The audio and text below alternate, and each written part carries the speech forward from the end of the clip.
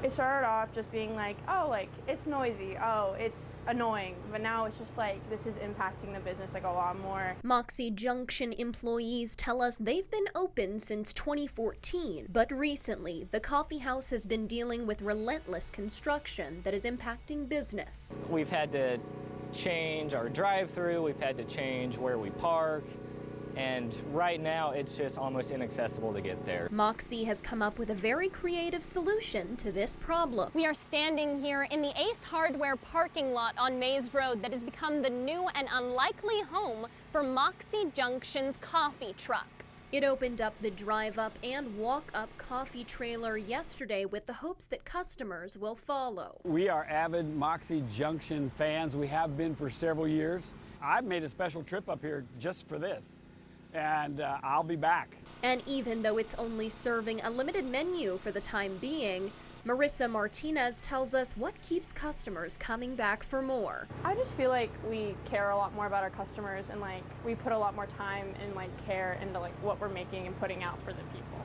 It's clear the business is passionate not only about its customers, but the mission behind Moxie. The name Moxie, it stands for Mothers of Exceptional Individuals, and the mission behind it is to support and employ young adults with special needs in and around the community. While there's no clear date of when the coffee shop will be back in business, the company says it's taking things day by day. West Wichita, Abby Wray, Cake News on your side.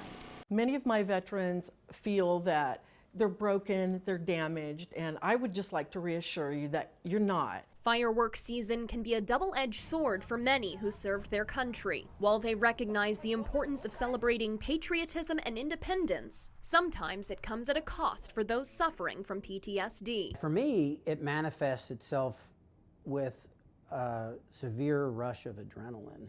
People with PTSD, especially combat veterans, can become triggered by The flash of the lights, the smell of the gunpowder in the fireworks, and certainly the noises. Those are going to people are going to re-experience trauma based on that. One veteran explained how she copes with the 4th of July. Pretty much stay at home, turn up the TV, and just kind of bear through it.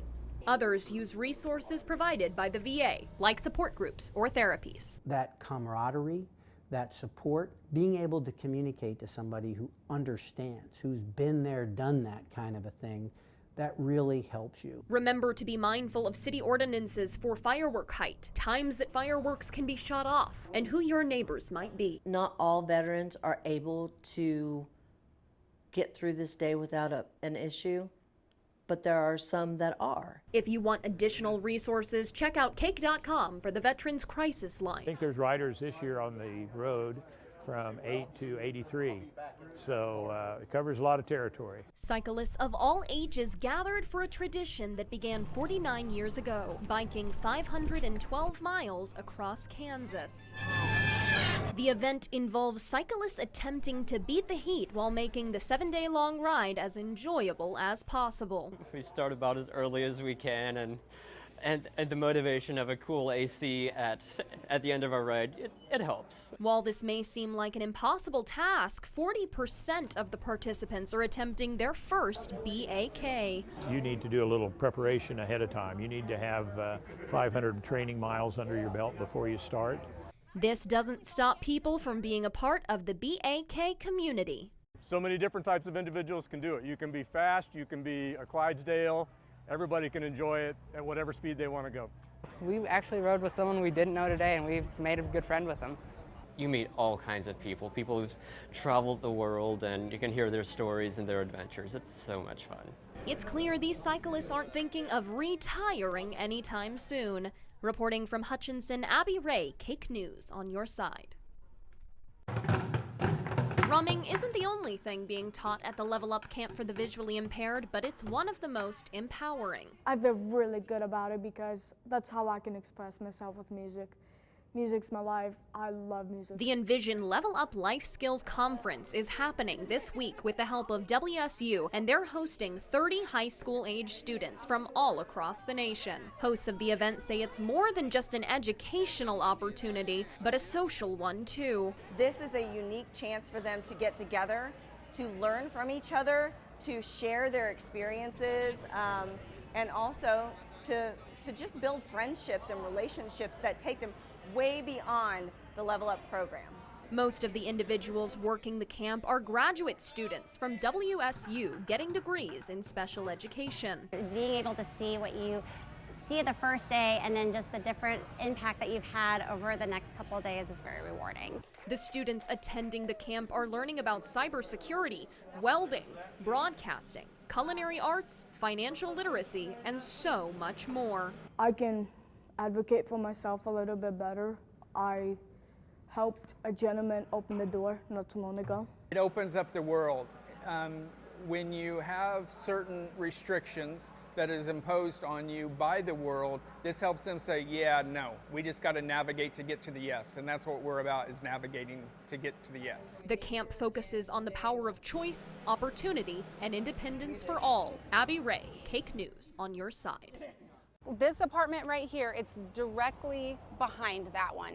Kyla Burkholder's life was uprooted yesterday when a 3-alarm fire broke out in her apartment building. It was chaotic. There were so many people, there was so much smoke, you couldn't see anything. She wasn't in the apartment at the time of the fire, but when she pulled in just 10 minutes later... My apartment was done. I knew it from right then. I mean, I broke down, I cried, I didn't know what else to do. Her home, as well as 15 other apartments, were on fire. And even though everyone was evacuated safely, she says that doesn't lessen the blow. My heart is broken.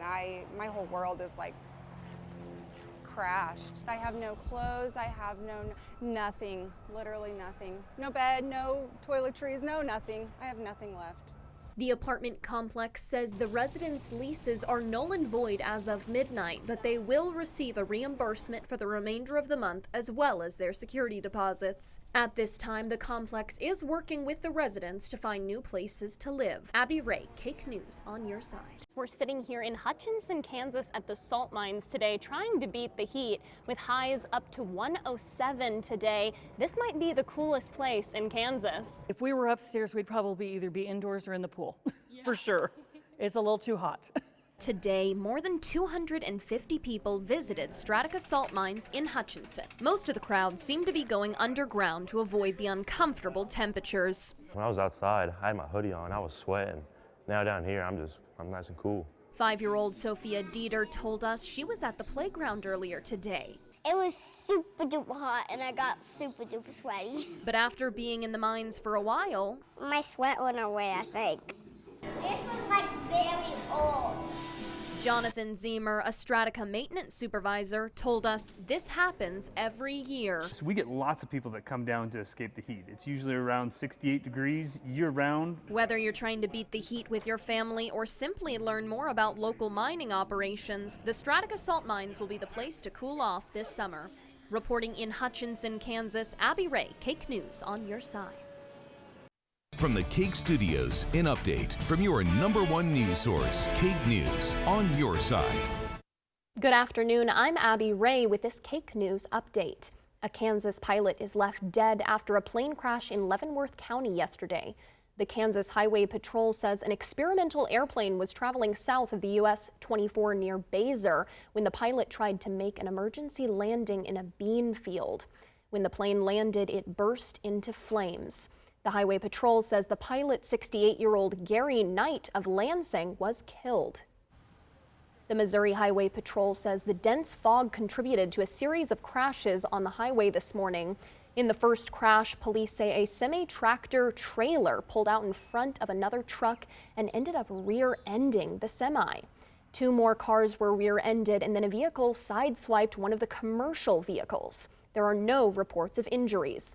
The highway has since reopened, but traffic is still slow. Sedgwick County animal control officers rescued nearly 100 animals from what they call unsanitary and squalid conditions.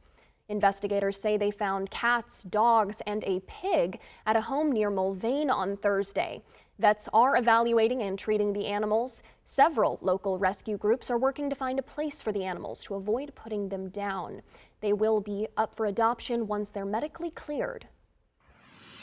Temperatures are continuing to stay high all across Kansas. One way to beat the heat today is to stay inside, and the Sunflower Summer app is offering free indoor options to entertain the whole family. There are 90 different attractions people can check out this summer, including the Cosmosphere, Exploration Place, Botanica, and so much more. The Sunflower app offers families a chance to do something together, to get educated on new things and to try new activities. The app can be downloaded through the App Store or Google Play. For the latest information on these stories, go to cake.com or the free Cake News app.